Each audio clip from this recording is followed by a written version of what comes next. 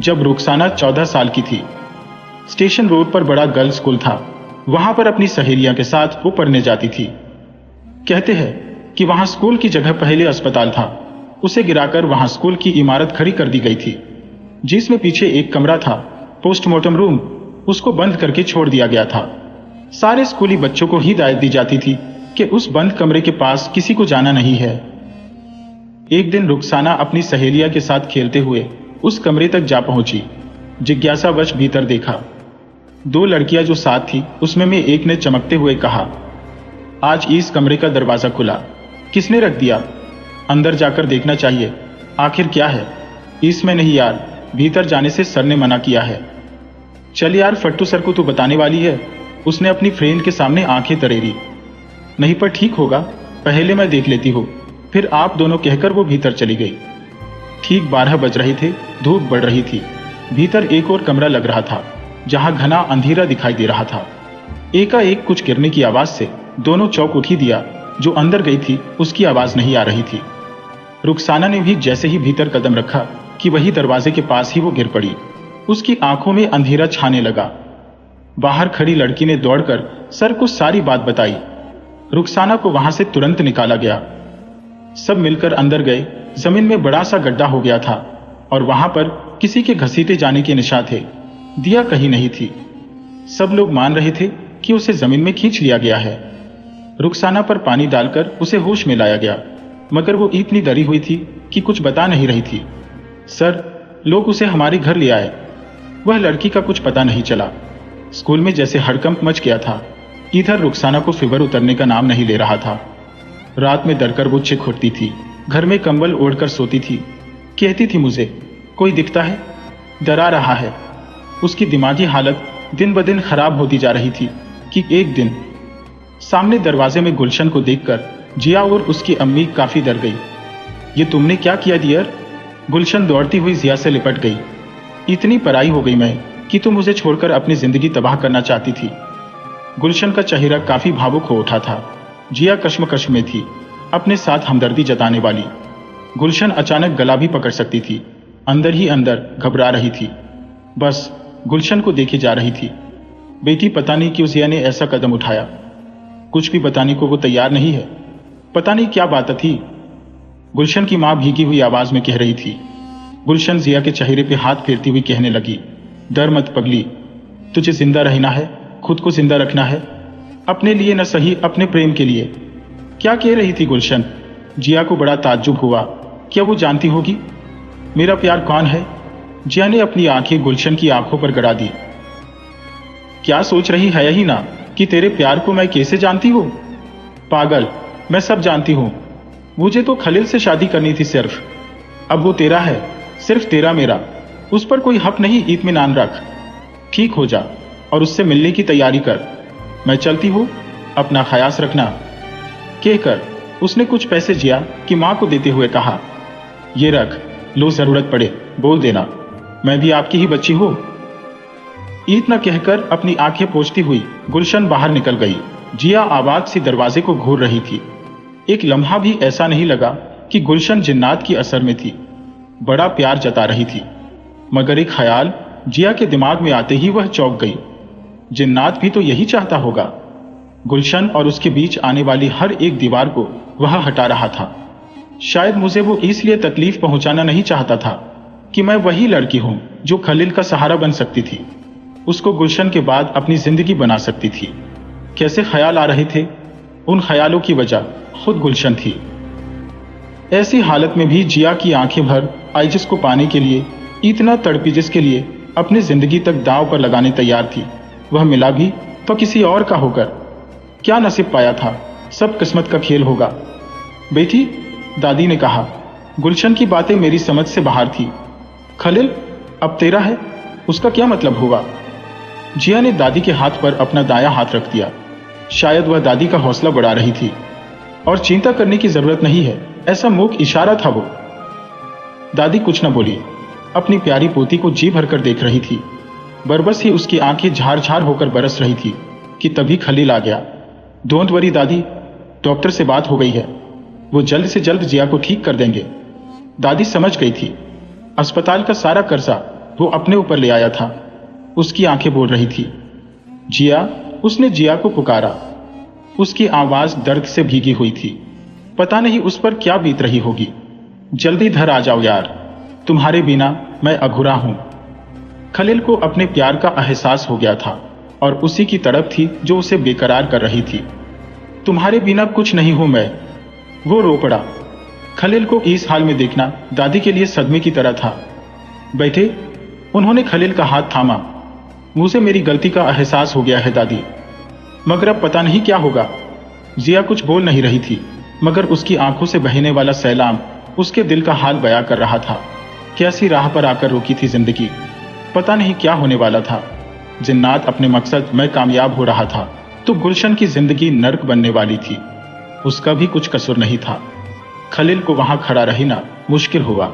वो तड़पता हुआ उस कमरे से निकल गया। एक दिन एक सवाली दर पर आया। असगर कुछ पल ठिठका, जैसे अतीत से मिला। वो नायाब तोहफा उसकी आंखों की पुतलियां को छू गया। रुखसाना उसे देखकर डर रही थी। क्या हुआ बेटी? मैंने रुखसाना को देखा। आज पहली बार मैं देख रहा था कि रुखसाना किसी इंसान को देखकर डरी हो। उसके लिए कम हैरत की बात नहीं थी। फकीर को जब मैं सदका देने आगे बढ़ा तो फकीर जैसे चीख उठा, रुक जाओ आप, मैं इस घर से कुछ नहीं ले सकता। क्यों बाबा, ऐसा क्या अपराध हुआ है हमसे? आपसे कोई अपराध नहीं हुआ, मगर उन्होंने रुखसाना की ओर देखते हुए कहा, यह कहां से आया है यहां? ईस के रहे थे मुझे, आपके घर का पानी तक पीना हराम है। कौन? बाबा, किसकी बात कर रहे हैं आप? यह लड़की के साथ बैठा है वो, उसका नाम लेना नहीं चाहता मैं। फिर उसने अपने गले से एक ताबीज उतार कर दिया। इसे पहना देना बच्ची को, वो कभी उसको छू भी नहीं पाएगा, मगर जिस दिन उसके गले से यह ताबीज हटा उसकी जान खतरे में पड़ जाएगी। उस दिन के बाद कभी रुखसाना को तकलीफ नहीं हुई थी। उसकी शादी कर दी। एक 5 साल की बच्ची भी है। अभी 1 माह पहले वो धर आई थी कि जिन्नात ने अपनी चगुल में उसे फंसा लिया। उसको दरगाह पर ले जाना था। उस दिन जिया के साथ उसकी सहेली गुलशन भी आई थी। पता नहीं वो लोग रुखसाना की तस्वीरें ले रहे थे जब जीन उस पर हावी था। उस दिन के बाद से वो गायब था। रुखसाना की सारी मुश्किलें हल हो गई थी, जैसे कोई और उस साए को ले गया था। इसका मतलब वो गुलशन के साथ आया है। सुल्तान सोचने लगा, खलील की जान को भी खतरा है। सुल्तान का अब यहाँ रुकना वक्त जाया करना बरोबर था। वह भागा वहां से, असगर के घर से। सुल्तान वापस लौटा, तब उसके मन में जो धुंध थी साफ हो गई थी। आईने की तरह सब कुछ साफ नजर आ रहा था। सायरा जी कुछ भी बताने से इनकार कर रही थी। मीन्स कि वो काफी हद तक डरी हुई थी। कहीं ऐसा तो नहीं कि? सुल्तान के दिमाग में एक ख्याल कूंधा, जन्ना का हुआ जैसे। बिल्कुल सटीक ख्याल था। एक सीधा साधा तंदुरुस्त आदमी अचानक चला जाए। बात कुछ हजम नहीं हो रही थी। मतलब साफ था कि जिन्नात गुलशन के शरीर में था। वो सायरा जी पहले से जानती थी और शायद उनके शौहर की हत्या जिन्नात ने की होगी। अगर ऐसा ही हुआ है तो कोई बड़ा मकसद लेकर वो आया है। इतनी जल्द वो गुलशन को छोड़ने वाला नहीं है। जरूर सायरा जी को उसने डरा रखा है, वरना पति की मौत को 4 दिन गुजरे थे। ऐसे वक्त में सायरा जी गुलशन के रिश्ते की बात क्यों करती भला? अपनी सेहत का बहाना करके गुलशन की जल्द शादी करवाने के पीछे उनका नहीं जिन्नात का दिमाग था। वो तो सोच भी नहीं सकती थी, पर उन्होंने सब करवाया। खलील तो पहले से ही गुलशन के झांसे में आ चुका था, तो सबने सायरा जी की बात मानकर गुलशन और खलील का सादगी से निकाह करवा दिया।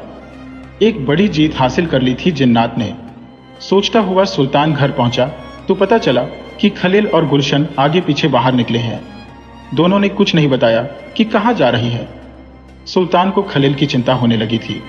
बहुत प्यार था उसे अपने बेटे से, और जिन्नात का मकसद अगर गुलशन से शादी रचाना था तो उससे अब खलील की जरूरत नहीं थी। कभी भी वो खलील को मार सकता था। पर एक बात खटक गई सुल्तान को, जिन्नात को। अगर खलील को मारना होता तो कब का मार चुका होता, पर उसने ऐसा नहीं किया। सुल्तान हड़बड़ाए हुए उनके शयन खंड में घुस गया। उसने गुलशन के कमरे में देखा। फिर कुछ सोचकर वो बाहर आया, जहां वॉशिंग मशीन था वहीं गुलशन के कपड़े पड़े थे। शायद उसने आज ही निकाले थे। उसमें से गुलशन के कुर्ते को सुल्तान ने उठा लिया और तेजी से बाहर आकर एक प्लास्टिक बैग में उसे छुपाकर वो वापस घर से बाहर भागा। उसने सब सोच लिया था। उसको क्या करना था। उसके कदम भैरू घाट की ओर बढ़े। काफी कठिन रास्ता है। घाटी पर शिव का मंदिर है। उस मंदिर में रहने वाला एक साधु बड़ी माया है, उसकी भी एक कहानी है। भैरव घाट के इर्द गिर्द 4 गांव बसे हुए हैं। कहते हैं कि इस घाटी पर कुछ लड़कियां अपनी बकरियां चराने आया करती थी, तो कभी कभी शिव मंदिर और बाबा के दर्शन करके चली जाती थी। एक बार दूसरे गांव के लोगों ने हल्ला मचाया और उस साधु को वहां से हटाने के लिए ये अफवाह फैला दी कि वो बकरियां चराने वाली औरतों से अपने पैर दबाता है और गंदी निगाहों से देखता है। फिर क्या था, एक साथ चारों गांव के लोग इकट्ठे होकर घाटी पर पहुंचे। समाधि में बैठे साधु को ललकारा, अरे धांगी, तू यहां से अपने बोरिया बिस्तर बांध और खिसक ले। उसने अपनी आंखें खोले बगैर ही कहा, सब अक्ल के अंधे एकजुट होकर आए हो, 10 मिनट रुको, सबकी शंका को मैं निर्मूल कर देता हूं। मुझे 10 मिनट दो, फिर फैसला आपका। लोगों ने सहमति में सिर हिलाए और समाधि में उस साधु के ओंकार मंत्र को गौर से सब लोग सुनते रहे। पूरा माहौल शिवमय था। पंखी चिन्हुक रहे थे, कोयल बोल रही थी। हवा की ठंडी लहरों ने सबको वशीभूत कर रखा था कि तभी घाटी पर ताजा हवाएं बह रही थी। चारों तरफ हरियाली ही हरियाली और तरह तरह के पेड़ पौधे थे। उनमें ज्यादातर बांस थे जो हवा के चलते सरसराहट पैदा कर रहे थे। पास में ही एक सुंदर झील थी। उस झील के आसपास से न जाने कितने सारे पक्षियों की आवाजें रही थी। मंदिर के इर्द गिर्द पीपल के वृक्ष हैं और उन वृक्षों पर तरह तरह के पक्षी बैठकर शोर मचाए हुए थे। चारों तरफ प्रकृति का जादू पसरा हुआ था। इन्हीं सौंदर्य के बीच में वह अकेला साधु समाधि लगाए हुए था और लोगों ने उसकी समाधि में विक्षेप डाला। समाधि में रहते हुए भी उसने आसपास के गांव के लोगों को महसूस कर लिया था। शिव का स्मरण करके उसने 5 मिनट में आंखें खोली। पूरे गांव के लोग आग बबूला होकर लकड़ियां तलवारें भाले और न जाने कितने हथियार लेकर एक सन्यासी को मारने आ पहुंचे थे। उसके मन में जरा भी घबराहट नहीं थी। वह सन्यासी गांव के लोगों को इस तरह से देख रहा था जैसे किसी पागल खाने में पागलों को देखते हैं। उसने सब लोगों को सुनाते हुए कहा, क्या लगता है आप सबको? आप लोगों से दूर रहकर मैं अपना ब्रह्मचर्य भूल जाऊंगा। आप लोगों को लगता है कि मैं ढोंगी हूं और अपने चेहरे पर नकाब ओढ़े मैं लोगों को छल रहा हूं। आपकी बहन बेटियों को बुरी निगाहों से देखता हूं। यही अफवाह सुनी आप लोगों ने जो किसी ने मेरे खिलाफ भड़काई है। क्या चाहते हो? आप मेरा इम्तिहान मत लो। आप मंदिर छोड़ दो बाबा, वरना हमें आप पर हथियार उठाने पर जबरन मजबूर होना पड़ेगा। ऐसा ना हो कि आपकी हत्या का पाप हम सब पर मर जाए। चारों तरफ एक एक गांव में यह बात बच्चा बच्चा जानता है कि आप लड़कियों और औरतों से अपने पैर दबाते और न जाने क्या क्या करते होंगे। ठीक है, फिर आपका यही फैसला है तो हमारा भी फैसला। आप सुन लो, हम शिव जी के भक्त हैं और अपने मन और लगाव से उनकी पूजा करते हैं। जब आप लोगों ने हमें अपनी नजरों से गिरा ही दिया है तो हमें भी अपनी पवित्रता का आप लोगों को भरोसा दिलाना होगा। यह हमारे लिए अग्नि परीक्षा से कम नहीं है। इतना कहकर वह साधु मंदिर में से एक थाली ले आया। दूसरे हाथ में धारदार छुरी थी। सबकी जबान तालू से जा चिपकी थी। चारों गांव का एक एक व्यक्ति यह जानने को उत्सुक था कि यह पट्टा क्या करने वाला है, कौन सा चमत्कार करेगा। और उसने जो किया वह किसी चमत्कार से कम नहीं था। इतने सारे लोगों के सामने उसने अपने शरीर के उस हिस्से जननेंद्रिय को काटकर थाली में रख दिया। उसके शरीर से खून बह रहा था।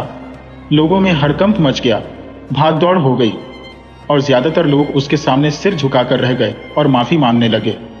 बाबा, हमसे बड़ी गलती हो गई, माफ कर दो। पर वह इंसान इस वक्त किसी को कुछ कहने राजी नहीं था। वह आंखें बंद करके समाधि में लीन हो गया था। उसे अपने शरीर की परवाह नहीं थी। गांव वालों ने जब उन्हें अस्पताल ले जाने का आग्रह किया तो उसने 2 हाथ जोड़कर मना कर दिया। उसे शायद अपने ईश्वर पर पूरी आस्था थी। उस घटना के बाद कभी किसी ने उस साधु तरफ उंगली नहीं उठाई। आज तक कोई नहीं जान पाया कि उसकी असली उम्र क्या थी। श्वेत लंबी दाढ़ी में और बालों में सालों से वह वैसा ही था। सुल्तान उसके पास जा पहुंचा। पीपल के वृक्ष नीचे समाधिग्रस्त बैठे बाबा के पास सुल्तान बैठ गया। बहुत परेशान हो बेटे, मगर घबराओ मत, इसका इलाज करेंगे हम। बच्ची बहुत परेशान है, बहुत तकलीफ में है, शायद उसकी जान भी जा सकती है। अच्छा किया कि मेरे पास चली आए। हाँ बाबा, मैं अपने बच्चे को टूटता हुआ नहीं देख सकता हूँ। आप कुछ करें, मेरे बच्चे की तबाह हो रही जिंदगी को बचाने।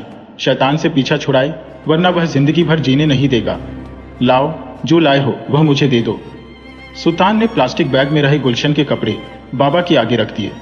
एक डोरी से बाबा के आदेश अनुसार कुछ कपड़े को नापा गया। फिर बाबा कुछ मंत्र जाप करने लगे। 10 मिनट के बाद फिर वही डोरी से कपड़े को नापा गया। आश्चर्य की बात, कपड़ा छोटा हो गया था। ये चमत्कार कैसे हुआ? बार बार डोरी से कपड़े को नापा गया और हर बार कपड़ा 1 इंच टूटता गया। फिर बाबा ने सुल्तान को बताया, जिन्नात हावी है, बच्ची पर फिलहाल तुम जाओ, मैं उसको रोकने का बंदोबस्त करता हूं। सुल्तान बाबा के चरण छूकर वहां से निकल गया। खलील घर लौटा। तब वो काफी परेशान था। घर में चौखट पर अम्मी चहलकदमी कर रही थी। खलील को देखते ही उनकी जान में जान आई। जो बोली, न जाने सबको क्या हुआ है, जो मुझसे कोई बात भी करना नहीं चाहता और बिन बताए ही घर से बाहर निकल जाते हैं सब। बताओ खलील, कहाँ गए थे तुम सुबह से? तुम्हारे जाते ही गुलशन भी चली गई थी और तुम्हारे पापा, वह भी तो दबे पांव निकल गए। समझ में नहीं आता कि किस फिराक में है वह। फिलहाल अम्मी के दिमाग में कोई परेशानी खलील डालना नहीं चाहता था, सो कह दिया, टेंशन मत लो अम्मा, हम यहीं थे, जिया से मिलने गए थे। उनके घर से मालूम हुआ कि वह अस्पताल में है और उन्होंने जहर खा लिया था, तो हमसे रहा न गया। वह हमारी खास दोस्त है, अल्लाह उनको सेहत बख्शे। पर बेटे, जहां भी जाओ बताकर जाया करो, आपकी मम्मी को सब्र नहीं होता। गलती हो गई हमसे अम्मी जान। अब्बू को बताया था कि दोस्तों से मिलकर आते हैं, शायद वह आपको बताना भूल गए होंगे। अब ऐसा नहीं होगा। खलील ने अपने कान पकड़े। ठीक है, खाना रेडी है, गुलशन अपने कमरे में है, आप दोनों खा ले। आपके अब्बू आते हैं तो हम उनके साथ खा लेंगे। तो अब अब्बू को आ जाने दो, अम्मी जान सब साथ में ही खाएंगे। इतना कहकर खलील ने अपने कमरे की ओर कदम बढ़ाए। उसके मन में फिलहाल यही सोच थी, गुलशन के मुंह से शायद वह बात निकल जाए कि आखिर जिन्नात किस फिराक में है। उसे अब्बाजान को लेकर भी टेंशन हो रही थी। किसी को कुछ बताए बिना अब्बू जान भी बाहर गए थे। क्या उन्हें मेरे दिल का राज मालूम तो नहीं हो गया ना? अब्बू जान इंसान के चेहरे की लकीरें पढ़ने में काफी माहिर है, कुछ भी कहा नहीं जा सकता। अगर ऐसा हुआ है तो बहुत ही बुरा हुआ है, क्योंकि वह मेरी परेशानी देख नहीं पाएंगे और कुछ ना कुछ रास्ता ढूंढने निकल जाएंगे। हालांकि जिन्नात नहीं चाहता कि कोई उसके मामले में दखलंदाजी करे। गुलशन के अब्बा जान जमीन में दफन हो गए, इसी बात का सबूत है। खलील जब कमरे में पहुंचा तो उसने देखा मखमली सोफे पर बैठकर गुलशन टीवी देख रही थी। बाथा उसने दरवाजे की ओर देखे बगैर ही अपना हाथ ऊपर उठाया और कहा, मेरी रूह को बुलाया गया है कायनात से। इस कदर आग से भरा है, दिल की पिघलता नहीं। फिर आग उगल रही निगाहों से गुलशन ने खलील को देखा। शायर साहब मिल आए अपनी महबूबा से। खलील हक्का बक्का रह गया। पता नहीं इसे कैसे मालूम हो गया। तुम जानती हो? बचकाने सवाल ना करो। मैं क्या नहीं जानती? वह पूछो। जिया अच्छी लड़की है, तुमसे बहुत प्यार करती है, और देख लिया ना तुमने उसका क्या हाल कर दिया है। मैंने कुछ नहीं किया। खलील बावला सा हो गया, समझ नहीं पा रहा था गुलशन को क्या कहें। सब जानती हूं मैं, फिक्र ना करो, वह तुम्हें छोड़कर कहीं जाने वाली नहीं है और ना ही अब उसे तुम ठुकराओगे। मेरा ख्याल अपने दिमाग से निकाल दो, मैं तुम्हारे लायक नहीं हूं। खलील दिमाग पर जोर दे रहा था। उसकी नजरें गुलशन के मासूम चेहरे पर थी। वह जानता था कि इस बार मासूम चेहरे के पीछे से खेलने वाला खिलाड़ी बोल रहा है। गुलशन कभी ऐसी बात ना बोलती। वह मुझसे बहुत प्रेम करती है। जिन्नात चाहता यही है कि मैं अब गुलशन के बारे में ना सोचूं, उसे कैरेक्टर लेस समझकर बुला दो। फिर वह आसानी से गुलशन को जब चाहे अपने साथ ले जा सकता है। खलील का दिमाग सुन्न हो गया था। एक तरफ उसके लिए जान से खेल गई जिया थी, तो दूसरी तरफ जिन्नात की जाल में फंसी हुई गुलशन थी, जो हर पल उससे दूर होती जा रही थी। आप हमारे साथ खाना खा लो। नहीं, हम अपने हाथों से खाना बनाएंगे और उन्हें खिलाएंगे। किसे गुलशन? हमें? हमने कहा ना सवाल ना करो, हमें सवाल अच्छे नहीं लगते। जाओ आप खा लो, हम उनके लिए गोश्त बनाएंगे। उसकी मसालेदार खुशबू से वह तर हो जाते हैं। हमारे हाथ का खाना खाने को कब से बेसब्र है। जरा हम जिया को बधाई देने पहुंच गए थे, इसीलिए देर हो गई, वरना। ओ, उसका मतलब कि आप भी अस्पताल में थी? हाँ, हम अस्पताल में थे, क्योंकि जिया को बोलना चाहते थे कि खलील अब आपका है। हमारा उनसे कोई वास्ता नहीं, आप अपनी जिंदगी उसके साथ बसर कर सकती हो। खलील खौफ खाई नजरों से गुलशन को देख रहा था कि तभी बाहर किसी के कदमों की आहट सुनाई दी। लो अब्बू जान भी आ गए। गुलशन में खलील के सामने आंखें तरेरी। शायद उन्हें अपनी जिंदगी प्यारी नहीं है। मेरे रास्ते में रुकावट डालने की आज पहली गलती कर चुके हैं वो। जाओ मिल लो उनसे। खलील की आंखें फटी रह गई थी। उसका डर बिल्कुल दुरुस्त था। वह जिन्नात जान चुका था। गुलशन की बात सुनकर खलील का दिमाग भन्ना गया था। आज तक कभी ऐसा नहीं हुआ था खलील किसी की धमकी से डरा हो, मगर जब से उसकी जिंदगी में गुलशन आई थी तब से वह सिर्फ डर और डर महसूस कर रहा था। उसे अपनी जान की फिक्र नहीं थी, फिक्र थी पूरे परिवार की। साक्षात मौत के सौदागर से जूझ रही गुलशन की। अंदर ही अंदर वह टूटता जा रहा था। उसका मस्तिष्क फ्रीज हो गया था। आज जब गुलशन ने उसके अब्बाजान के लिए धमकी दी तो खलील के बदन में आग सी लग गई थी। झुंझलाकर वह अपने कमरे से बाहर निकल गया। गुलशन किचन में जा चुकी थी। खलील सीधा अब्बाजान के सामने जाकर रुका। खलील को देखते ही सुल्तान सक पकाया। शायद वह अम्मी जान से कुछ बात कर रहे थे कि रुक से गए। उनकी आंखों में खौफ का मंजर कथक कर रहा था। अब्बा जान, कोई बात जरूर है जो आप मुझसे छुपा रही हैं? खलील ने मासूमियत से पूछा। सुल्तान खलील की आंखों में देख रहा था। शायद वह भांप रहा था कि खलील इतना भोला बनने की कोशिश क्यों कर रहा है। क्यों अपने अंदर के ज्वालामुखी को दबा के रखा है उसने? क्यों भीतर ही भीतर जलकर वह मर रहा है? अपने मम्मी अब्बा को अपनी परेशानी नहीं बता सकता। कुछ हद तक संभाल कर सुल्तान बोला, यही बात तो मैं तुझसे जानना चाहता हूं बेटे। अपने अंदर ही अंदर तूफान रहे दावानल को समेटकर घुट घुट कर मरना अच्छी बात है? अपनी परेशानियां तूने हमसे शेयर नहीं की? क्या हम तेरे लिए इतने पराये हो गए? खलील फफक पड़ा। वह अब्बा जान के सीने से लिपट गया। रुअंसी आवाज में बोला, क्या करता मैं अब्बा जान? मुझे अपनी जान से ज्यादा आप लोगों की जान प्यारी है। क्या कर रही है वह? सुल्तान ने खलील के कमरे की ओर देखते हुए पूछा। गोश्त बना रही है। खलील ने एक कागज के टुकड़े पर कुछ लिखकर सुल्तान के सामने रख दिया। पहले सुल्तान में वह लिखावट पड़ी, आप दोनों मेरे साथ बाहर चलो, कुछ बातें करनी है। धीरे अपनी पलकें झुकाकर सुल्तान ने हामी भरी। सुबह से खलील की मम्मी यह देखकर परेशान थी कि अपना शौहर किसी उलझन में था। खलील भी खौफ खाया नजर आ रहा था, किसी के पीछे भाग रहा था। गुलशन थी मगर ना होने के बराबर, जैसे वह अपनी ही धुन में मस्त थी। उसे किसी परिवार के सदस्य से कुछ लेना देना नहीं था, जैसे किसी से कोई नाता ही नहीं था। कोई ऐसी बात तो थी जो उसके संज्ञान में नहीं थी, और वह आखिर क्या बात है, जानने की तलब उनको बढ़ती जा रही थी। जब शौहर में हाथ थामकर खलील के साथ बाहर जाने का इशारा किया तो एक भी शब्द बोले बगैर वह उनके पीछे हो ली। तेजी से भागता हुआ खलील कुछ ही कदम पर बनी मस्जिद की बाहरी कोठरी तक पहुंच गया। मम्मी अब्बा को भीतर लेकर दरवाजा बंद कर दिया। उसकी आंखों में अभी भी डर मौजूद था। वह सही कर रहा था या गलत समझ नहीं पा रहा था, क्योंकि जिन्नात को हर एक बात का पता लग जाता था। न जाने कल क्या होने वाला है, वह खलील नहीं जानता था। आवाज में जैसे उसकी तड़प उभर आई, अब्बा जान। घुट घुट कर जी रहा था मैं। मुझे भी उसी दिन पता लगा जब गुलशन शादी के जोड़े में अपने घर आई। पहली रात में ही उसने अपना वह रूप मुझको दिखाया जिसकी मैंने कल्पना तक नहीं की थी। मेरी जिंदगी के सारे ख्वाब एक ही पल में चकनाचूर हो गए। मोहब्बत के मंजिलों को आंखों में भर के आसमान में उड़ रहा मैं उसके धिक्कार से एक ही पल में जमीन पर आ गिरा। वह जिन्नात को साथ लेकर आई थी। अब्बा जान, जिन्नात की दुल्हन थी वो। फिर मेरी बीवी बनने का तो सवाल ही नहीं उठता। जो कुछ हुआ वह सिर्फ उसके लिए हुआ। मैं तो सिर्फ उसका मोहरा था जिसे इस्तेमाल करके छोड़ दिया गया। हर रोज गुलशन को उसके साथ देखता हूं, मेरा रोम रोम सुलगुटता है। अपनी जिंदगी को बिखरता हुआ रोज देखता हूं, जैसे कोई मेरे जिस्म को छुरी से वार करके कुरेद रहा है। सही कहा बेटा, गुलशन जिन्नात को अपने साथ लेकर आई है। मैंने सब पता कर लिया है, सुल्तान ने अपने बेटे को बताते हुए कहा। सायरा बहन को पहले से ही सब मालूम था, मगर मुझे लगता है जिन्नात ने उनको डरा धमकाकर वश में कर रखा है। वह कुछ बताना ही नहीं चाहती थी। एक बात मेरी समझ में आ रही है, उनके शौहर की अचानक मौत हो जाना आम बात नहीं थी। यकीनन उस दुर्घटना के पीछे जिन्नात का हाथ रहा है। बहुत कुछ पता लगा। मैं भैरव घाट पर शिव मंदिर के बाबा से मिला था। उन्होंने भी यही कहा, बच्ची परेशान है।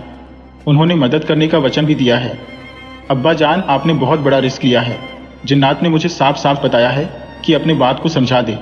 उसको जिंदगी से प्यार नहीं है। वह नहीं चाहता कि उसकी जिंदगी में कोई दखल दे। हाँ, हम उसकी जिंदगी में दखल नहीं दे रहे हैं, उसने हमारी जिंदगी में दखल दी है। जब तक वह गुलशन के शरीर में है तब तक मुझे चैन से नींद नहीं आएगी। ये जिंदगी चली भी गई तो कोई गम नहीं, तेरी खुशियां पर जिंदगी कुर्बान है बच्चे। आप ऐसा ना बोले बाबा, जरूर कुछ ना कुछ रास्ता निकलेगा। कोई तो होगा जो हमें जिन्नात के चंगुल से आजाद करवाएगा। ऐसे हाथ पर हाथ धरे बैठे रहने से कुछ होने वाला नहीं है। और शैतान क्या कर लेगा? जिंदगी और मौत देना खुदा का काम है। खुदा पर भरोसा रख।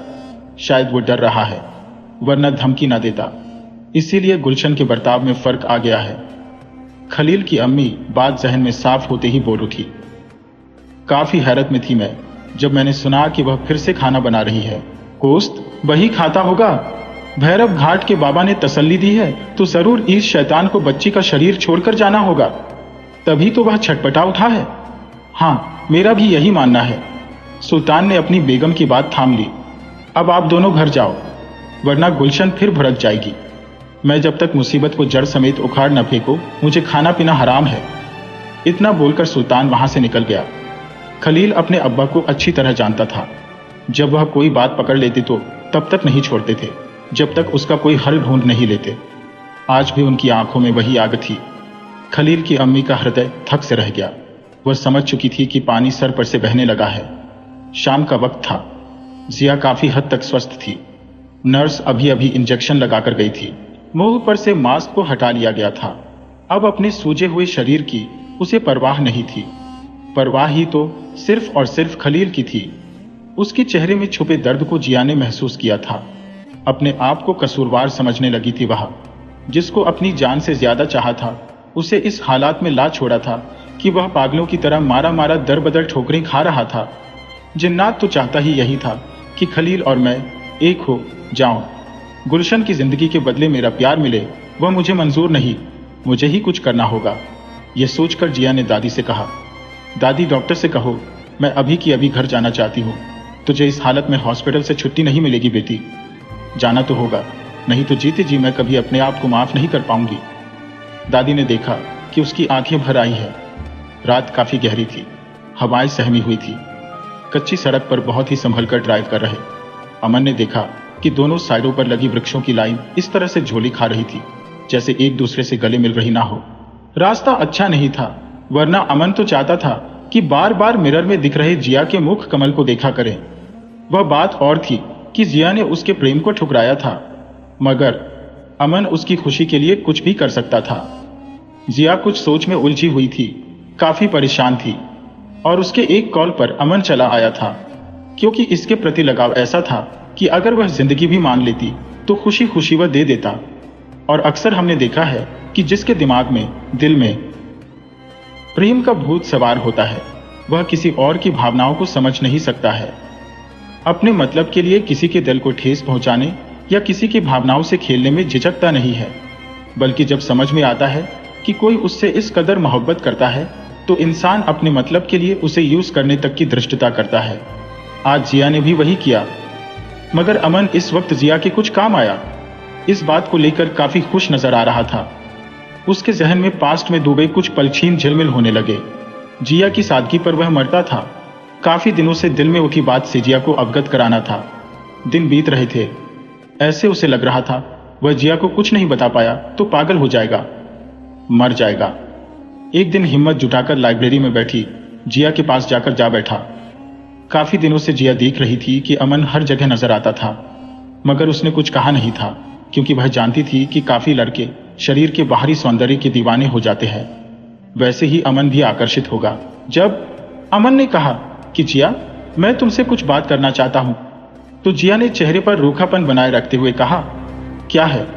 प्लीज आप गुस्सा मत होना, मुझे अपनी बात कहने का मौका दो, बोलो। शायद जिया समझ गई थी कि वह क्या बोलने वाला है। मैं तुमसे प्रेम करने लगा हूं, मगर मैं यह नहीं कहता कि तुम भी मुझसे प्रेम करो।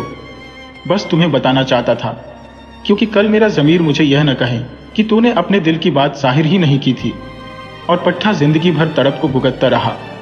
उस वक्त जिया के मन में खलील था, दूसरे किसी के बारे में वह सोच भी नहीं सकती थी।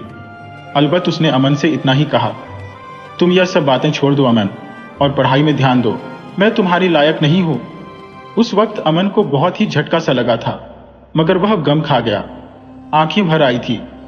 झिलमिल हो रही भीगी आंखों से जिया को देखते हुए वह बोला था, तुम्हारा कोई दोष नहीं है जिया, मेरी ही किस्मत खराब है। मगर तुम यह मत सोचना कि मेरे दिल से तुम्हारे लिए जो भावनाएं हैं वह खत्म हो जाएगी। नहीं, जब तक सांसें रहेगी यह दिल तुम्हारे नाम से ही धड़केगा। मेरी जरूरत पड़ने पर जब भी पुकारोगी मैं चला आऊंगा, किसी भी वक्त, किसी भी हाल में होऊंगा। न जाने क्यों जिया को भी भीतर कुछ चुभ रहा था, जैसे उसको लगा उसने अमन के मन को ठेस पहुंचाई है। मगर वह क्या करती, उसका दिल भी तो अपने बस में नहीं था, अपने ही दिल पर कंट्रोल नहीं था। एक भी शब्द बोले बगैर वह लाइब्रेरी से निकल गई थी। फिर वह जानबूझकर अमन से नजरें चुराती रही थी, मगर आज हालात ने जिया को उस मोड़ पर लाकर पटक दिया था जहां उसके साथ खड़ा हो सके। ऐसा अमन के अलावा कोई और नजर नहीं आया उसे, क्योंकि दादी ने उसकी बात सुनकर साफ कह दिया था इस हालत में डॉक्टर उसे छुट्टी नहीं देंगे और ना ही बाहर जाने की इजाजत। शायद डॉक्टर ने खलील को जबान दी थी जब तक जिया ठीक नहीं हो जाती उसका ख्याल रखा जाएगा। मगर जिया भी अपने प्यार को परवान चढ़ता देख रही थी। चाहे कुछ भी हो जाए गुलशन को बचाने में अगर जान भी चली जाए तो कोई गम नहीं था। वह चाहती थी उसकी सांस छू दे, तब उसका सर खलील की बाहों में हो, तब खलील के चेहरे पर जिया को बचाने की अदम्य तड़प हो। उस वक्त सुकून से आंखें बंद हो जाएं तो परवाह नहीं थी। पहली कॉल उसने गुलशन की मां को लगाई। अस्सलाम वालेकुम आंटी जी। वालेकुम अस्सलाम बेटी। सामने से हड़बड़ाई हुई सायरा जी की आवाज आई। मैं जी आंटी जी, कुछ भी करके गुलशन को बचाना चाहती हो। आप मुझे बताएं उस शैतान का पीछा छुड़ाने मैं किसकी मदद ले सकती हूँ? दरी सहमी हुई आवाज में सायरा जी बोली। तू अपनी जान की क्यों दुश्मन बनी है बच्ची? जानबूझकर मौत से उलझना अच्छी बात नहीं है। जिद छोड़ दे, कुछ भी नहीं हो सकता। मैं खुद हार चुकी हूँ। अपने पति को अपनी नजरों के सामने तड़पता हुआ दम तोड़ते देखा है मैंने। रहने दे उसको, कोई बचा नहीं सकता। जिन्नात से बगावत मतलब जानबूझकर सांप के बिल में हाथ डालना है। आप सिर्फ मुझे इतना बताएं कि मैं किसकी मदद ले सकती हूँ। चाहे कुछ भी हो जाए, मेरी जान ही क्यों ना चली जाए, उस शैतान को मैं उसके शरीर से निकाल कर ही दम लूंगी। मैं उन दोनों की जिंदगी तबाह होते नहीं देख सकती। ठीक है, जब तुम मरना ही चाहती हो तो मैं क्या कर सकती हो? सिर्फ बताओ कुछ रास्ता। सुनो फिर, भैरव घाटी पर शिव मंदिर में एक बाबा रहते हैं। काफी सुना है उनके बारे में। किसी औरत से नहीं मिलते वो, मगर तू किसी को साथ लेकर वहीं पहुंच जा। अगर खुदा ने चाहा तो सब ठीक होगा। शुक्रिया आंटी जी। कॉल फोन रखते ही उसने दादी से निगाहें मिलाई। दादी समझ गई थी कि जिया जब अपनी मनमानी पर उतर आती है तो किसी की नहीं सुनती। वह इतना ही बोली, क्या करना है? रात का वक्त है, मैंने दवाई भी ले ली है, अब नर्स आने वाली नहीं है। फिलहाल मेरी बेड पर आप लेट जाना दादी, मैं बहुत जल्द वापस लौटूंगी। दादी ने उसका फोरहेड चुमा। मेरी बच्ची खुद को संभालना, मैंने अमन को फोन कर दिया है, आता ही होगा। बहुत अच्छा लड़का है, उसे आज भी नहीं आने देगा। उसे अच्छी तरह मैं जानती हूँ। दोनों बात कर रहे थे कि तभी बाहर गाड़ी का हॉर्न सुनाई दिया। वो आ गया दादी, आप संभाल लेना। अब डॉक्टर को कुछ अभी बताने की कोई जरूरत नहीं, मैं जल्द लौटूंगी। हॉस्पिटल के सामने अमन ने कार रोकी। उसका दिल धाड़ धाड़ करके पसलियों से टकरा रहा था। समझ नहीं पा रहा था कि प्रिया ने आखिर उसे हॉस्पिटल क्यों बुलाया है। जब अपना मुंह बांधकर जिया को हॉस्पिटल से निकलते देखा तो वह देखता ही रह गया। उसके शरीर में काफी बदलाव नजर आए। वह बहुत जल्दी में थी। चलो अमन, भैरव घाट पर चलना है। भैरव घाट पर इस वक्त? अमन ने चमकते हुए पूछा। क्या बात है, मैं जान सकता हूं जिया? मेरा शिव मंदिर के बाबा से मिलना जरूरी है। वह किसी औरत से नहीं मिलते, इसके लिए तुम्हें साथ लेना जरूरी था। रात का वक्त था, मुझे अकेले वहां जाना ठीक न लगा। उसने अपने चेहरे पर से दुपट्टा हटा लिया। तुम इतनी मोटी कैसे हो गई? तुम्हारी आंखों में बहुत सूजन लगती है। उसकी फिक्की हंसी अमन को चुभ रही थी। कोई तो बात थी जो वह छुपा रही थी। थोड़ी सेहत खराब थी, फिक्र ना करो, अब ठीक हूं मैं। अमन ने उसके मन को ज्यादा कुरेदना ठीक ना समझा। तेजी से कार भैरव घाटी की तरफ भाग रही थी। बहुत कम लोग इस रास्ते पर गाड़ी से आते थे, इसलिए रास्ता ठीक नहीं था। सलीके से अमन ड्राइव कर रहा था। जिया के करीब बैठकर आज उसका मन रोमांच से भर गया था। पूरे शरीर में हल्की सी सिरहन दौड़ी थी। ऐसी क्या बात है जो शिव मंदिर के बाबा से इतनी रात को मिलना जिया ने जरूरी समझा? किसी बात को लेकर वह परेशान थी। अमन को समझ में नहीं आ रहा था कि कैसे उसको पूछे। किसी के पर्सनल मैटर में दखल देना ठीक भी तो नहीं था। चिंताओं ने उसे घेर रखा था, मगर मन में उठे ख्यालों को रौंद कर वो चुपचाप गाड़ी ड्राइव कर रहा था। 10 मिनट बाद दोनों भैरव घाट पर थे। साइड पर गाड़ी पार्क करके वह नीचे उतरा। तेजी से कार का दूसरी साइड का गेट खोला। जिया संभल कर नीचे उतरी। शरीर टूट रहा था, उसे नजरअंदाज करती रही। शिव मंदिर यहां से कुछ दूरी पर है। गाड़ी पर हमें चलकर जाना होगा। अंधेरा है, मोबाइल की टॉर्च ऑन कर देता हूं। ठीक है, चलते हैं। रास्ता सही नहीं है, चलने में परेशानी होगी।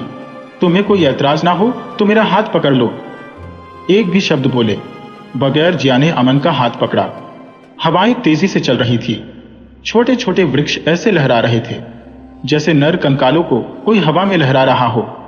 कुछ ही दूर चले थे कि एकाएक रास्ते में कोई बड़ा सा भारी कद का पक्षी अपने पंख फड़फड़ाकर उड़ा। ओह हाँ, जिया की जान निकल गई, होश ही उड़ गए। अमन संभल गया था। शायद वह पहले से ही तैयार था, जानता था कि रात के वक्त कहीं भी कुछ भी अचानक हो सकता है। कहीं दूर तक जंगलों में भेड़ियों की आवाज में गूंज रही थी।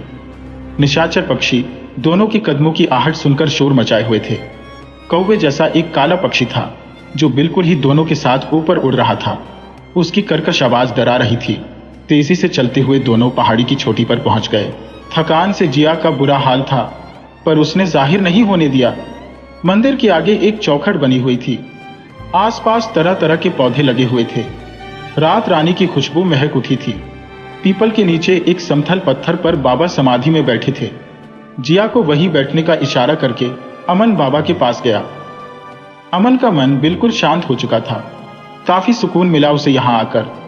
बाबा के शांत तेजोमय चेहरे को देखते हुए अमन ने 2 हाथ जोड़कर प्रणाम किए। बोला, क्षमा करना बाबा, मैं आपकी स्थितप्रज्ञता को तोड़ने की गुस्ताखी कर रहा हूं। वह लड़की आपसे बात करना चाहती है। बाबा का हाथ हवा में उठा था। उनकी आंखें बंद थी। अमन हैरान था। इस ज्ञानी पुरुष की दृष्टि असीमित थी। बैठे बैठे ही दूर तलक देख सकता था वह।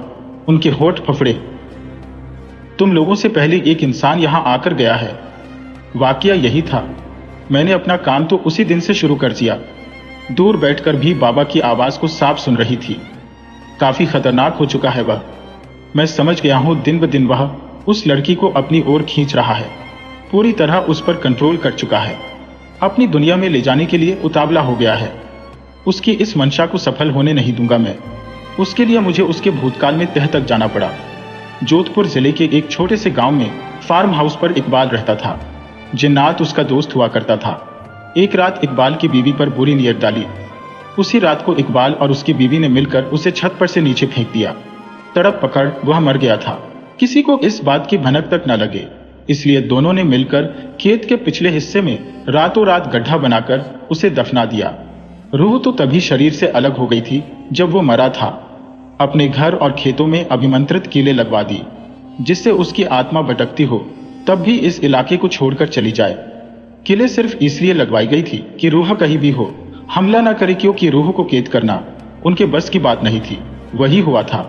जिन्नात स्कूल के पीछे रहे बंद कमरे में रहने लगा, जो पहले से पोस्टमार्टम रूम हुआ करता था। मौका देखकर इकबाल और उसकी बीवी को बुरी मौत मारा उसने। अब तुम दोनों को किसी भी हाल में वहां पहुंचना जरूरी है। हो सके तो इसी रात में। कहां जाना होगा हमें? अमन ने पूछा। जोधपुर जिले के एक छोटे से लखनपुर गांव में जाना है। अमन एकचित होकर बाबा की बात सुनी। उसकी समझ में अब कुछ कुछ आ रहा था। मगर हम लोग कहां ढूंढेंगे? उसको कहां दफनाया गया है? बाबा ने सफेद कपड़े में लिपटी हुई कोई चीज अमन के हाथ में थमा दी। इसे रख लो, लखनपुर गांव जाकर जमीन पर रख देना। ये खुद तुम्हें अपनी मंजिल पर ले जाएगा। जान सकता हूं यह क्या है। अमन का हाथ बुरी तरह कांप रहा था। घबराओ मत, कनकों में भिगोया हुआ नींबू है। अभिमंत्रित है तो उसकी करामात तुम देखोगे। कब्र पर पहुंचकर हमें क्या करना है? पहले तो एक साफ जगह देखकर नई कब्र बनानी है। नई कब्र क्यों? क्योंकि जहां उसे दफनाया गया है वहां उस पर मिट्टी डालते वक्त उन दोनों ने अनजाने में सुअर की हड्डियां उसकी बॉडी पर डाल दी थी, जिसकी वजह से वह काफी तकलीफ में है। सिर्फ उसके कंकाल को निकालकर दूसरी कब्र में दफनाना है। संभल कर ऊपर की एक भी हड्डी उसकी कंकाल में मिले न, उस बात का ख्याल रखना है, वरना वो तुम दोनों को भी वहीं खत्म कर देगा। ठीक है, हम चलते हैं। लखनपुर जल्द पहुंचना भी है। याद रहे, इतना आसान काम नहीं है जितना तुम समझ रहे हो। कभी भी वो आ धमकेगा, उससे कैसे बचना है वो तुम जानो। मैं बस इतना कर सकता हूँ, ये लो, कहकर बाबा ने अमन को पंचधातु की 2 अंगूठियां दी। इसे तुम दोनों अपनी अपनी उंगली में धारण कर लो। तुम दोनों पर वह वार नहीं कर पाएगा। ठीक है बाबा, समझ में नहीं आता आपका शुक्रिया कैसे अदा करें। जाओ और अपने कार्य में सफल हो। एक आवेगमय आदेश था, फिर वही अवस्था में लीन हो गई बाबा। जिया ने चुपचाप सारी बातें सुनी थी। वह जानती थी कि बाबा ने उसकी हाजिरी को भांप लिया था। शायद परिस्थिति की गंभीरता वह समझ गए थे। अमन अपने पास एक ही रात है। इसी रात में लखनपुर पहुंचकर कार्य पूर्ण करना है। काफी तेजी से दोनों पार्क की हुई गाड़ी की ओर ढलान उतरने लगे। जिया अपने दुख को भूल चुकी थी। उसे याद था तो बस इतना ही कि जिन्नात को अपने मकसद में वह कामयाब नहीं होने देना चाहती थी। शाम का वक्त था। सुल्तान के चेहरे पर 12 बजे हुए थे। उसे लग रहा था कि खलील की परेशानी का हल ढूंढ निकालेगा, मगर उसकी यह सोच बचकानी साबित हुई थी। खलील ने जब उसे आगाह करते हुए कहा कि आप जिन्नात के रास्ते में रुकावट नहीं बनेंगे और मैं आपको खोना नहीं चाहता, तब सुल्तान अपने आप को कितना लाचार समझने लगा। चाहकर भी वह बेटी की मदद नहीं कर सकता था। हर एक कदम पर जिन्नात निगाहें गड़ाकर बैठा था, मगर फिर भी सुल्तान को खलील की बात अच्छी नहीं लगी। अपने खून को इस तरह हालात से जूझता हुआ सुल्तान नहीं देख सकता था। फिलहाल उसने खलील की बातों को नजरअंदाज कर दिया था। मन ही मन वह चाहता था कुछ तो जरूर करना है, फिर चाहे मेरी जान ही क्यों ना चली जाए। इस जिन्नात को गुलशन के शरीर से अलग करके ही छोड़ूंगा, क्योंकि अभी गुलशन के कमरे का नजारा देखकर आई उनकी बेगम ने बताया, पूरा कमरा उत्तर की खुशबू से महक रहा है। जमीन पर दस्तरखान बिछाया गया है। सुराही में गुलाब जल रखा है, पानी का एक बड़ा जग भी। एक थाली में गोश्त की तरकारी परोसी गई है, नमक की घुड़ सब रखा है, और दस्तरखान पर गुलशन नजरें झुकाकर इंतजार कर रही है। बेगम की बात सुनकर सुल्तान से रहा न गया। वह घर से बाहर निकल गया। परेशान सा खलील इस वक्त अम्मी के पास बैठा था। वह नहीं चाहता था कि अम्मी जान किसी बात को दिल पर ले। उनका दिल बहुत ही कमजोर था। खलील समझ गया था गुलशन को छेड़ने का मतलब था अपनी ही जान अपने ही हाथों से गवा देना। अब वह हार गया था। शायद अपनी किस्मत में यही लिखा था। गुलशन का होकर भी वह उसका नहीं था, और जिया उसकी होकर भी उसके साथ नहीं थी। सर भारी हो गया था, थकान महसूस हो रही थी। खलील ने अम्मी जान के अंक में अपना सर रख दिया। गहरी सोच में डूबी उसकी मम्मी खलील को सहलाती रही। परेशान मत हो बेटा, अल्लाह कुछ न कुछ रास्ता जरूर दिखाएगा। उस पर यकीन ना होना अच्छी बात नहीं। दुनिया में शैतान है, उसका मतलब यह नहीं है कि शैतान पर किसी का बस नहीं। उसकी भी मर्यादाएं होती है, कुछ ना कुछ उसकी भी कमी होगी। खुदा की बनाई सल्तनत पर वह अपनी मर्जी के मुताबिक बुराइयों का ढेर नहीं लगा सकता। उस पर भरोसा रख मेरे बच्चे। 2 हाथ जोड़कर उससे मदद मांग, जैसे नमाजों में मैं सबकी हिफाजत मांगती हूँ। अम्मी जान की बात सुनकर खलील का मन हल्का हो गया था। सुल्तान कुछ कदम ही चला था कि एक चरवाहा दौड़ता हुआ आया। उसने 4 किले देते हुए कहा, ये किले अपने घर के चारों कोनों पर लगा दो। फिर एक छोटी सी प्लास्टिक बैग आगे करते हुए कहा, इसमें जो दाने हैं उनको अपने घर के हर कमरे में बिखेर देना। याद रहे एक भी दाना घर से बाहर गिरे। ये सब तुम्हें किसने दिया? सुल्तान ने चरवाहे को पूछा। चीस सब। उसने अपने होठों पर उंगली रखकर चुप रहने का इशारा किया। उसका अंदाज ऐसा था, सुल्तान जैसे ठिठक गया। देखते ही देखते चरवाहा गायब हो गया। उसने सरसों के दाने वाली प्लास्टिक बैग को घर में ले जाकर अलमारी में रखा। हथौड़ी ढूंढकर वह सीधा चुपचाप बाहर आ गया और तेजी से घर के पिछले हिस्से की तरफ भागा। पिछले हिस्से के एक कोने पर उसने कील ठोकना आरंभ कर दिया। अपना काम तेजी से कर रहा था, फिर भी लगातार वह इधर उधर देख रहा था। उसका मन बहुत उचाट में था। दूसरी कील दरवाजे के राइट कोने पर ठोकने लगा। हथौड़ी की आवाज गूंज रही थी। खलील दौड़ता हुआ बाहर आया। अब्बा, क्या है यह सब? खलील की आंखों में साफ साफ खौफ महसूस हो रहा था। अब्बा प्लीज आप रहने दें, कुछ ना करें। सुल्तान ने खलील के सामने आंखें तरेरी और चुप रहने का इशारा दिया। खलील अब्बा के मन का इरादा भाग गया था। वो जानता था अब्बा के इरादों को बदलने का मतलब था पहाड़ को अपनी जगह से हिलाना। सुल्तान जब घर के लेफ्ट कॉर्नर पर कील ठोकने लगा, तब एक दर्दनाक चीख सुनकर बाप बेटे दोनों का कलीजा जैसे निकल गया। चीख अपने कमरे से आई थी। सुल्तान ने चीखते हुए कहा, जा अपनी मां को संभाल, आखिरी कील ठोक कर मैं आता हूं। अब्बू पर धुआं पुना सा होकर खलील मां के कमरे की ओर भागा। सुल्तान की सांसें तेज हो गई थी। वह समझ गया थी जिन्नात ने अपनी हरकतों को अंजाम देना शुरू कर दिया है, और तब सुल्तान जान की बाजी तक लगाने को तैयार था। चीख सुनते ही खलील की मानो जान निकल गई। ऐसे हालात में अम्मीजान को अकेले छोड़ने पर उसे अपने आप पर बहुत गुस्सा आया। वैसे भी वो सारा रात जान चौकी थी। यकीनन उनके दिमाग में खलबली मची हुई होगी। जिन्नात का हमला उन पर नागवार गुजरेगा। खलील मानो उनके कमरे में ऐसे आया जैसे कोई छलावा। कमरे में अम्मीजान को न पाकर सख्ती से उसके जबड़े भींच गए। कहाँ गई अम्मी? चीख तो इसी कमरे में गूंजी थी। खलील का दिल धाड़ धाड़ से बज रहा था। खुद को उसने इतना परेशान कभी नहीं पाया था। बस एक पल के लिए ठिठका था वो। कुछ सोचा, दूसरे ही पल फर्स्ट फ्लोर पर ले जाने वाली सीढ़ियां पर तेजी से भागा। गुलशन के शरीर पर हावी जिन्नात। अम्मी को किस कमरे में ले गया होगा खलील के लिए, वह ताड़ना मुश्किल था। ऊपर आमने सामने 2 कमरे थे। अनायास ही कुछ सोचकर उसने राइट कमरे के डोर को हल्की सी झुंबिश दी। सामने ही एक बड़े मखमली सोफे पर खलील की मम्मी आराम से बैठी हुई थी। आजा मेरे बच्चे, इतना घबराया हुआ क्यों है? माँ तुम यहाँ पर? मैंने तो। तुमने क्या? बेटे, गुलशन वाले कमरे। मैं अचानक में गई तो वहां कहीं मुझे गुलशन नजर नहीं आई। वैसे भी तुम दोनों बाप बेटे की बात सुनकर मैं काफी परेशान थी। ऊपर से गुलशन को ना देखकर मेरा सिर फटने लगा। गुलशन को ढूंढती हुई मैं ऊपर चली आई। इधर उधर दोनों कमरे में देख लिया और वह कहीं न मिली। आखिर थकान की वजह से बैठ गई यहाँ पर मुझे बोल देती माँ, तुम क्यों इधर उधर भागी? मेरी तो जान ही निकल गई थी। फिर तुम कह रही हो गुलशन अपने कमरे में नहीं थी, तो फिर? समीर आगे की बात मन में ही खटक गया, क्योंकि उसको लगा अम्मी कहीं डर ना जाए। तो फिर क्या मेरे बच्चे? कुछ नहीं माँ, तुम नीचे चलो, उसको मैं ढूंढ लूंगा। तुम्हें एक बात बतानी है बेटे। क्या बात है? बोलो। तुम्हारे अब्बा जी को मना करने के बावजूद वह जिन्नात के खिलाफ जालसाजी कर रहे हैं। नतीजा यह निकला है कि गुलशन गायब है। खलील को अब्बा जान का यह कार्य अच्छा नहीं लगा। उसके चेहरे पर नाराजगी छा गई।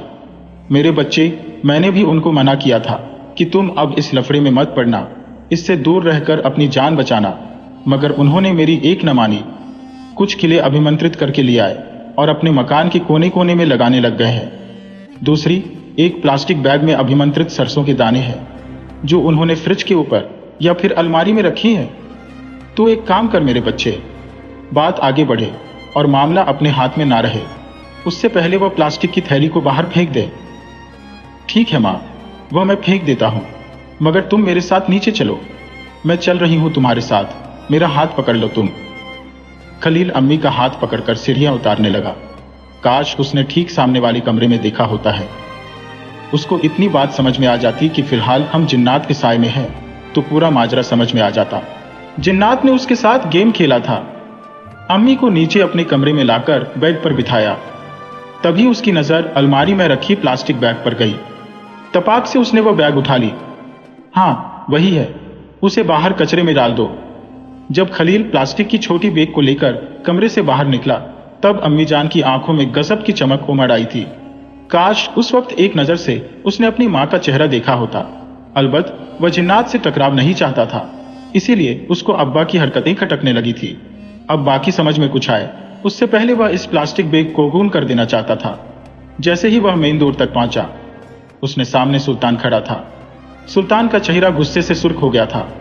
अब्बा, खलील का हाथ कांपने लगा था। सुल्तान की नजर उसके हाथों में जकड़ी हुई प्लास्टिक बैग पर थी। तुझे क्या लगता है तुम लोगों को खतरे में डालने के लिए मैं यह सब कर रहा हूं? सुल्तान के शब्द जैसे आग उगल रहे थे। बोला, अगर कुछ भी ना किया तो वह गुलशन के साथ साथ हम सबको ले जाएगा। मैं बस मेरे परिवार की हिफाजत कर रहा हूं, फिर चाहे उसमें मेरी जान क्यों ना चली जाए। खलील की आंखें बरस पड़ी कि तभी ठीक उसके पीछे गुलशन ठाका लगाकर हंस रही थी, अपने दोनों हाथों से तालियां बजा रही थी। खलील ने गुलशन को देखा। उसने एक ही झटके से खलील की गर्दन दबोच ली। सुल्तान चीखा था, अपने हाथ वाली प्लास्टिक बैग मुझे दे दो। खलील ने छटपटाते हुए, पैरों को पटकते हुए छोटी सी बैग को सुल्तान की ओर फेंका। सुल्तान ने उसमें से कुछ दाने फर्श पर बिखेर दिए। तभी गुलशन खलील को छोड़कर पीछे हट गई और वह खड़ी दीवार पर चलने लगी। दीवार पर चलते हुए देखकर खलील की आंखें फटी सी रह गई। गुलशन ने इस तरह खलील को देखा जैसे अब वह सीधे चैलेंज दे रही थी। सुल्तान बेग में मौजूद बाकी दानों के साथ सभी कमरों में घूम गया, फिर तेजी ऊपर की सीढ़ियां चढ़ने लगा। खलील की अम्मी बेहोश होकर बेड पर लुढ़क गई थी। बहुत ही शातिर दिमाग पाया था उसने। गुलशन को ऊपर के एक कमरे में धर दबोचा। खलील की अम्मी के शरीर का सहारा लेकर सुल्तान को ध्वस्त करने उसने अपनी चाल चली थी। एहन वक्त पर खलील के सामने सुल्तान प्रकट न हुआ होता तो जरूर जिन्नात कामयाब हो जाता। अपनी बाजी पलटते देखकर वो क्रोधित हो उठा। वैसे जिन्नात दुगनी चाल चल रहा था। अपनी वैश्य ताकत और दरिंदगी के आगे दोनों बाप बेटे को घुटने टेकने पर मजबूर कर देगा। ऐसे ख्याल से बार बार चाल बदलकर वह सामने आ रहा था। जब उसकी चाल धरी की धरी रह गई तो वो और अधिक आक्रामक हो गया। एक ही झटके से उसने खलील की अम्मीजान का बदन छोड़ दिया था। खलील की अम्मी को इतना भारी धक्का लगा कि वह बेड पर गिरते ही बेहोश हो गई। तभी उनके सामने गुलशन को लेकर वह छलावे की तरह उपस्थित हुआ था। खलील को गर्दन से जकड़ लिया, फिर भी उसने सरसों के दाने वाली छोटी सी प्लास्टिक बैग सुल्तान को थमा दी थी। सुल्तान ने फर्श पर जैसे ही सरसों के दाने बिखेर दिए, जिन्नात चौकन्ना हो गया था। बेहूदे जानवर की तरह वह दीवार चढ़ने लगा था। अपने हाथ और पैरों की मदद से ऐसे चल रहा था मानो कोई खूंखार भेड़िया अपनी जान बचाकर दीवार के सहारे भाग रहा हो।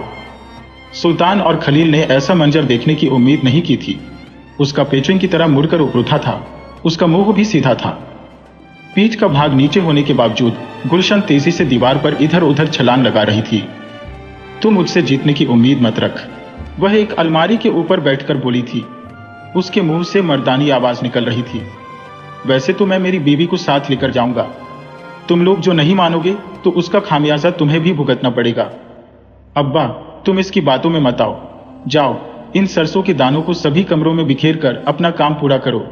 ये हमको बातों में उलझाकर फिर से कोई नई चाल न चल दे। रात हो चुकी थी। धीमे धीमे अंधेरा बढ़ रहा था और अंधेरों में आग से बने जिन्नातों की ताकत दुगनी हो जाती है। सुल्तान इस बात को अच्छी तरह जानता था।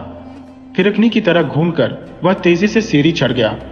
खलील ने बस एक नजर सुल्तान को देखा था। दूसरे ही पल वह चौंक गया। गुलशन कमरे में कहीं नहीं थी। एक पल में वह कहां गायब हो गई? ऐसा कैसे हो सकता है? खलील के बदन में खौफ की सिरहन दौड़ गई। सुल्तान को आगाह करता उससे पहले एक बड़ा धमाका हुआ। उसने देखा जैसे बिजली सी कौंधी थी। सुल्तान सीढ़ियों से लुढ़कता हुआ नीचे आकर गिरा। पूरे शरीर में काफी चोटें आई थी। सर पर लगा था। खून काफी बह रहा था। हुआ यूं कि ऊपर चढ़कर सुल्तान ने जैसे ही दरवाजे को हाथ लगाया, वैसे ही गुलशन की एक जबरदस्त ठोकर से दरवाजा सुल्तान के साथ सीढ़ियों पर गिरा था। अब्बा जान! खलील सुल्तान को गिरता देखकर तड़प उठा था। दौड़कर उसने सुल्तान को संभाला। सुल्तान की किस्मत अच्छी थी, वरना इस बार से उसका बचना नामुमकिन था। सीढ़ियों के उपले छोर पर गुलशन ठाका लगाकर हंस रही थी। सुल्तान की आंखों में गुस्सा उतर आया था। कराहता हुआ वह खड़ा हो गया। खलील ने उसका हाथ पकड़ लिया। क्या करना चाहते हो अब्बा? यह मार डालेगा, खून सवार है इस पर। सुल्तान ने धीरे से कहा। वो अपना कुछ नहीं बिगाड़ सकता है मेरे बच्चे, बस तू देखता जा। इतना कहकर सुल्तान ने वह छोटी सी प्लास्टिक बैग से कुछ दाने अपनी मुट्ठी में ले ली और वह पूरी ताकत लगाकर सीढ़ी पर कूदा। कुछ हद तक ऊपर चढ़कर सुल्तान ने सरसों के दाने गुलशन की ओर उछाल दिए थे। सुल्तान के इरादे को जिन्नात पहले से भांप गया था। सरसों के दाने हवा में उछलकर सीढ़ियों पर बिखर गए। गुलशन छलावी की तरह अपनी जगह से गुम हो गई थी। हैरान परेशान और बावला सा होकर सुल्तान इधर उधर देखने लगा। वह अच्छी तरह समझ गया था, ऊपर जाने का मतलब था जिन्नात के झांसे में फंस जाना। चेहरे पर उलझन के भाव लिए सीढ़ी पर सुल्तान ठिठक गया था कि तभी खलील और सुल्तान के चेहरों पर रोशनी छा गई। वजह थी बंगले के मैन डोर से प्रवेशने वाला काली कमली वाला एक बूढ़ा। उसका चेहरा देखते ही सुल्तान उछल पड़ा था। बाबा, आप यहां? सुल्तान काफी भाव विभोर हो गया। खुशी और आश्चर्य उसके लफ्जों में उभर आया। हाँ, मुझे आना पड़ा। मैं देख रहा था कि इस दरिंदे ने काफी परेशान कर रखा है तुम लोगों को। इसके जुल्म देखकर मुझसे रहा नहीं गया। अब तो मुझे डर लगने लगा था कि कहीं यह तुम्हारे परिवार में से किसी की जान ना ले ले। मगर अब शैतान की कहानी खत्म, उसके वैसे जुल्मों का अंत। आओ बच्ची के कमरे में बैठकर उसे मेरी ताकत का परचम दिखाता हूं। कहता हुआ काली कमली वाला बाबा गुलशन के कमरे में प्रवेश कर गया। उसके पीछे पीछे सुल्तान और खलील भागे। खलील ने सुल्तान को रोकते हुए कहा, अब्बा जान, अम्मी, माई की फिक्र ना करें। उस कमरे में सरसों के दाने बिखरे हुए हैं, वहां पैर रखने की उसकी मजाल नहीं है अब। लेकिन बच्ची के कमरे में बुलाने पर उसको आना होगा। बाबा पालथी मारकर बैठ गए थे। उनके माथे पर भभूति लगी हुई थी। खुले पेट पर त्रिशूल का निशान बना हुआ था। लंबी घनी दाढ़ी और सर के बाल, कोई महान तपस्वी की छवि उनमें नजर आ रही थी। खलील और सुल्तान भी पालथी मारकर उनके अगल बगल बैठ गए थे। पूरा खंड बाबा के मुख से निकलने वाले मंत्रों की गूंज से भर गया था। कुछ ही पल बीते कि दरवाजे में गुलशन नजर आई। उसकी आंखें सुर्ख थी। अपनी बड़ी बड़ी आंखों से वह बाबा को घूर रही थी। इधर आकर बैठ जा यहां पर। बाबा के हुक्म से उसका पूरा बदन कांप गया। गुलशन रोने लगी, दो हाथ जोड़कर गिड़गिड़ाने लगी। मुझे जाने दो, छोड़ दो मुझे, मैं कैद होना नहीं चाहता हूं, चला जाऊंगा इसे छोड़कर। नहीं, तुझे नहीं छोड़ूंगा। तू यहां से जाकर फिर किसी और को पकड़ लेगा। तेरा जमीन पर रहना ठीक नहीं है। बाबा ने अपने मंत्रों की गूंज तेज कर दी। साथ ही उन्होंने एक छोटी सी पोटली से कांच की एक बड़ी बोतल निकालकर सामने रख दी। सरसों की वही दाने फिर से अभिमंत्रित कर करके गुलशन के सिर पर डाले। गुलशन काफी मचल रही थी। कुछ देर बाद उसने अपनी पूरी बॉडी को उछाल उछाल कर फर्श पर पटका। खलील और सुल्तान अवाक होकर गुलशन की दयनीय हालत पर तरस खाकर देख रहे थे। कुछ कर भी तो नहीं सकते थे वे। जो करना था बाबा को करना था। तकरीबन 5 मिनट तक यह सिलसिला चलता रहा। फिर अचानक गुलशन स्थिर हो गई। उसके बदन से धुआं निकला और बोतल में समाने लगा। सारा धुआं बोतल में समा गया कि तपाक से बाबा ने बोतल का ढक्कन बंद कर दिया और अपनी जगह से उठते हुए बोले, चलो मेरे साथ, इसे किसी वीरान जगह पर दफन करना होगा जहां किसी इंसान को भनक तक न लगे। एक पल की भी देरी के बगैर खलील ने गाड़ी निकाली। अब्बा, आप मम्मी के पास रुक जाओ, मैं इस बोतल को जमीन में गाड़कर वापस आता हूं। सारा मामला ठीक हो गया है। ये बात समझ में आते ही सुल्तान ने हामी भरी। खलील बाबा को लेकर तेज रफ्तार से भागा। सुल्तान गुलशन के कमरे में आया। अपनी जगह पर बैठी गुलशन किसी अजनबी की भांति कमरे का जायजा ले रही थी। सुल्तान को देखकर बोली, अब्बा जान, खलील कहां? गुलशन को अपने ओरिजिनल रूप में देखकर सुल्तान की आंखें झिलमिला उठी। बड़े प्यार से उसने कहा, कुछ काम से खलील बाहर गया है बच्ची। तुम्हारी सासू मां बहुत याद कर रही है तुझे। गुलशन में ससुर की बात सुनकर जान आ गई। सारी उलझन को ताक पर रखकर तेजी से उठकर वह सासू मां के कमरे में भागी। रात काफी हो चुकी थी। ठंडी हवाएं अपना असर दिखा रही थी। फिलहाल उसका कोई असर खलील को नहीं हो रहा था। उसका पूरा ध्यान इस वक्त गड्ढा खोदने में लगा था। एक सुनसान जगह पर गाड़ी रोककर खलील बाबा की एक एक बात का अनुसरण कर रहा था। वो जानता था कि गड्ढा खोदना होगा, इसलिए याद करके निकलते वक्त फावड़ा उसने गाड़ी में रख दिया था। फावड़े के कारण ही खलील गहरा खड्डा बना पाया। अब ठीक है, बोतल को संभाल कर अंदर रख दो और मिट्टी डालकर गड्ढा भर दो। खलील ने वैसा ही किया। कार्य पूर्ण होते ही दोनों वहां से चुपचाप निकल गए। बाबा ने रास्ते में ही सूचना दे दी थी कि काम खत्म होते ही एक भी लफ्ज बोले बगैर वहां से निकल जाना है। रास्ते में घाटी के पास बाबा को छोड़ देना है। इसलिए खलील तेजी से गाड़ी के पास आ गया। बाबा भी आकर गाड़ी में बैठ गए। खलील ने अपनी सीट संभाली। तब उन दोनों को पता नहीं था। एक किसान गाड़ी को इस वीरान जगह पर रोकते देखकर जिज्ञासावश वहां एक घने पेड़ के पीछे छुप कर देख रहा था। जब ये लोग वहां से निकल लिए तो उसने अपने कदम उस जगह की ओर बढ़ाए जहां खलील ने अभी अभी जिन्नात को गाड़ा था। रात स्तब्ध थी। एक लंबी दूरी तय करके जिया अमन के साथ लखनपुर पहुंचने वाली थी। लखनपुर 1 किमी दूर था। जिया कार की सीट पर ही बैठे बैठे सो गई थी। ड्राइविंग करते वक्त अमन उसके मासूम चेहरे को बार बार सेंटर मिरर से देख रहा था। कितनी मासूम थी वो उसकी। जुल्फे गोरे चेहरे पर उलझी हुई थी। अस्पताल से खलील और गुलशन के लिए भागी थी। जिया नहीं चाहती थी कि खलील को इस बात का पता चले। खलील उसको ऐसी हालत में बाहर जाने ही नहीं देता। एक डर और भी था, कहीं जन्नात चौकन्ना हो गया तो। जिया देर रात तक बैठी रही थी। उसने बार बार अमन से माफी मांगी थी। उसने अमन का दिल दुखाया था, और किसी के दिल को दुखाने से बड़ा गुनाह दुनिया में कोई हो ही नहीं सकता, ऐसा जिया अपने टूट रहे लफ्जों में कह रही थी। प्लीज जिया, आप सो जाओ, लखनपुर आते ही हम आपको नींद से जगा देंगे। उसने अपनी समंदर से भी गहरी आंखें अमन पर टिकाए। पता है अमन, हमारी लाइफ में खलील ना होते तो हम आप पर जान कुर्बान कर देते। जिया ने भावुक होकर इतना कहा था। अमन का दिल मानो तर हो गया। बस मुझे सब कुछ मिल गया जिया, अमन बोला था। मुझे रब से या आपसे कोई शिकायत नहीं। अब आपके दिल में जरा सी जगह पाली, उससे बड़ी दौलत हमारे लिए कोई नहीं है। अब जिंदगी आसान हो गई, प्लीज आप सो जाओ। अमन ने बिना झिझक जिया की आंखों पर हाथ रखा। जिया ने पलकें झुका ली थी। जिया की नजदीकियां से अमन को सुकून मिला था। जिया का मासूम चेहरा आंखों में भर लेने के लिए ही अमन ने उसे सुला दिया था। जिया को जी भर के देख देख कर वह लखनपुर पहुंच गया। मालूम ना पड़ा, उसको लखनपुर की दूरी बहुत कम लगी।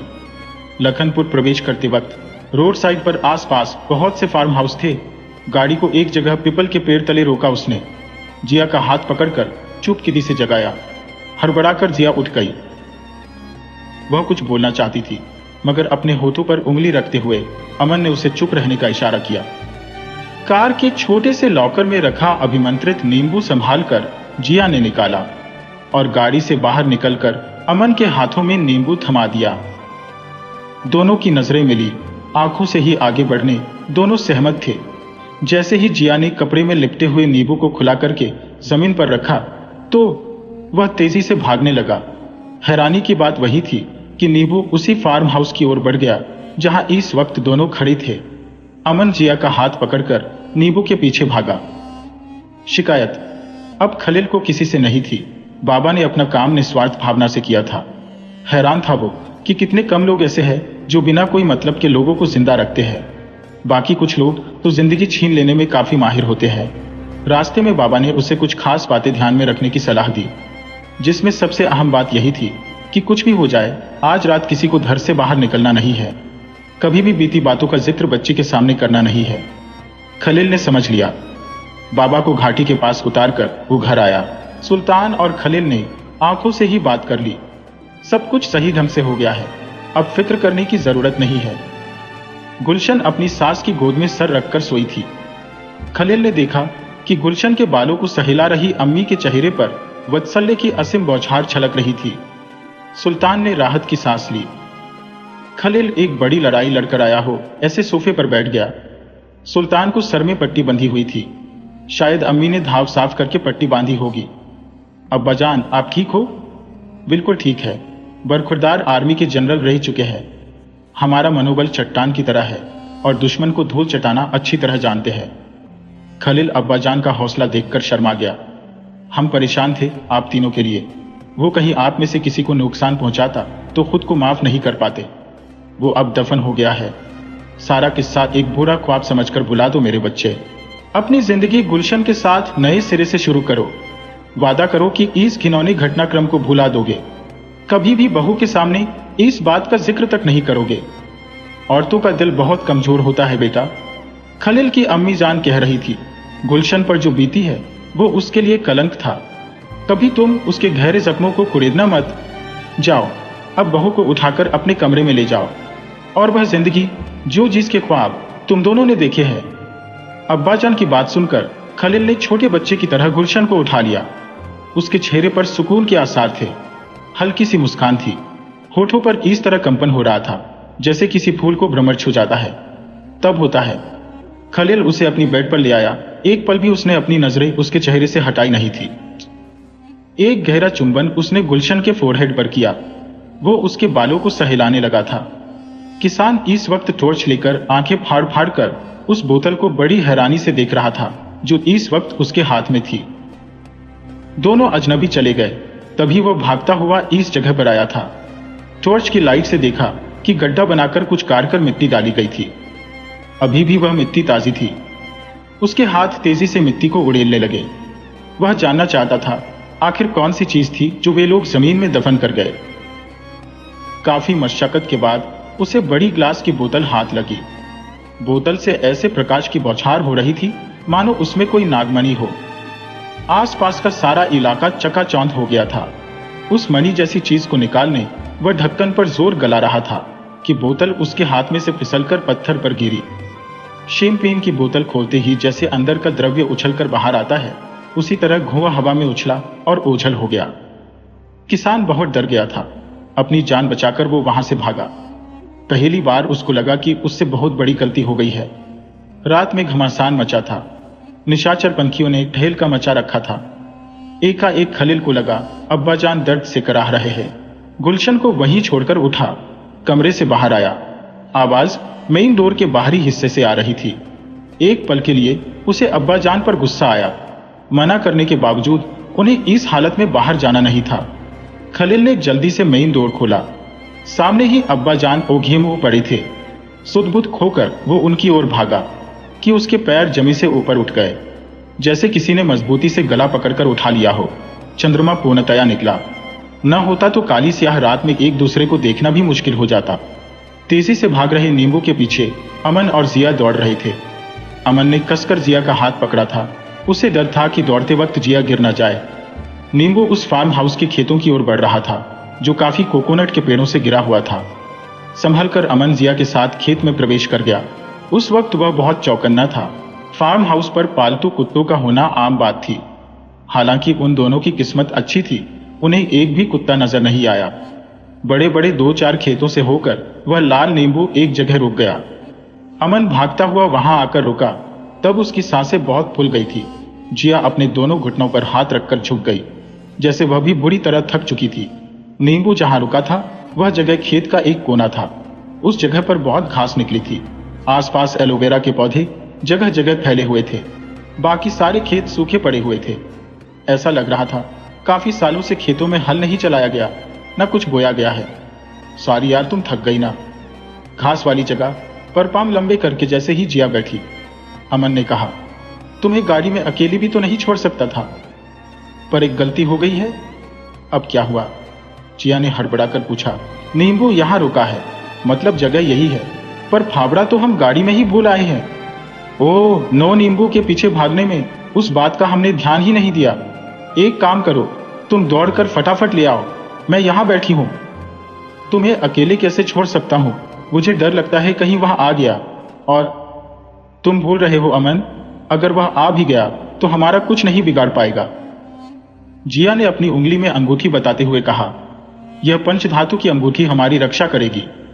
तुम जाओ, भागो, समय बर्बाद मत करो, हमारे पास टाइम नहीं है। जिया को छोड़कर जाना उसे जरा भी अच्छा ना लगा, पर दिया इस तरह से चिल्लाई थी कि उसे भागना पड़ा। जिया उस जगह पर बैठे बैठे भागते हुए अमन को देखकर मुस्कुरा रही थी। उस हंसी में अमन के लिए सिर्फ प्यार था। उसकी जांच सुनकर वह कैसे भागा था, इसलिए वह अपने आप को हंसने से रोक न पाई। एक एक मिनट युग की तरह मानो लग रहा था। हवा की जरा सी सरसराहट भी उसे चौंका दी रही थी। बार बार वह घबराकर इधर उधर देख रही थी। बहुत जल्दी अमन फावड़ा लेकर आ गया था। इतनी तेजी से वह भाग कर आया था जैसे कोई उसके पीछे पड़ा ना हो। जिया के पास आकर कुछ पल वह ठिठक गया। तुम ठीक हो? बरबस ही जिया के मुंह से निकला। हाँ बिल्कुल। तुम्हें डर तो नहीं लगा? नहीं अमन, अब मुझे डर नहीं लगता। उसने अमन की आंखों में अर्थपूर्ण निगाहों से झांकते हुए कहा था। तुम अब नींबू हटाकर फावड़ा से मिट्टी उड़ेल लो। नहीं, पहले हम बगल में एक गड्ढा खोद देते हैं। ठीक है, जल्दी करो। जिया दूर दूर पेड़ों के बीच में अल्पजलप हो रही फार्म हाउस की लाइट को देख रही थी। अमन ने फावड़ा से फटाफट एक गड्ढा खोद दिया। अब ठीक है, जिया ने 1 फुट की गहराई वाला गड्ढा देखकर कहा।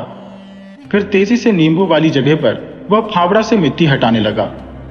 जिया, मैं मोबाइल की टॉर्च से उजाला किया था।